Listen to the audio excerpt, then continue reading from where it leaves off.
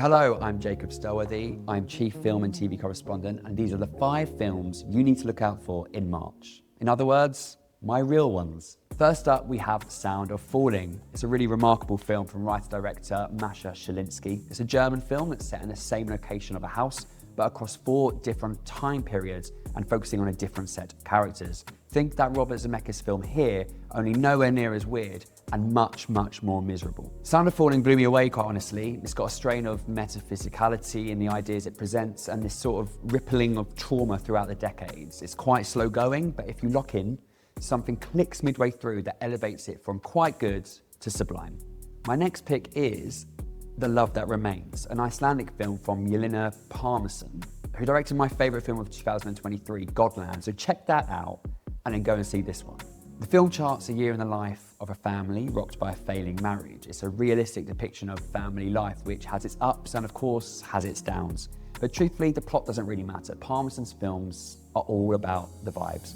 And the vibes for this one are just really restorative, thanks in large part to the Icelandic landscape he captures so beautifully. I'm not gonna lie, I finished watching this film and I felt like I'd just returned from a holiday in Iceland. The biggest film to look out for this month is Project Hail Mary, an adaptation of Andy Weir's best-selling 2021 novel. Of course, Weir's work has been mined to blockbuster success before with The Martian, but instead of Matt Damon and Ridley Scott, this one stars Ryan Gosling as a man who wakes up aboard a spaceship with no memory of how he got there, and is directed by Phil Lord and Chris Miller, who directed 21 Jump Street and of course the Lego Movie. Early reactions have praised the film as something special, no doubt thanks to the friendship Gosling's character cultivates with an alien he names Rocky.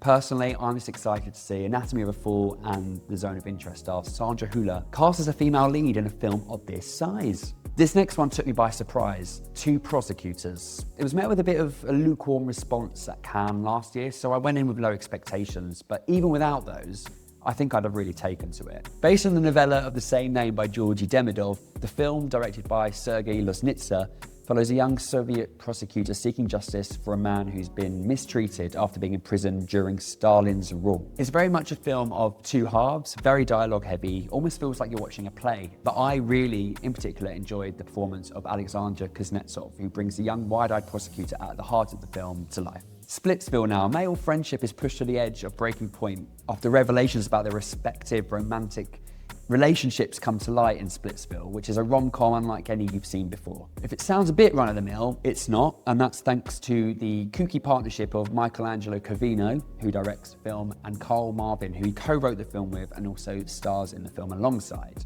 Splitsville was the first film they've done since they released one of the best hidden gems of the past 10 years, in my opinion, The Climb, in 2019. This is more of a commercial offering, helped by the Hollywood talent they've attracted. You've got Dakota Johnson and Adria Arjona, who you'll probably best remember from Andor. Splitsville often veers into silliness, but that's by design. Covino and Marvin's shtick isn't for everyone, but for those taken by their goofy charms, it's a breath of fresh comic air. So there you have 5 recommendations of films that you should shoot to the top of your March watch list.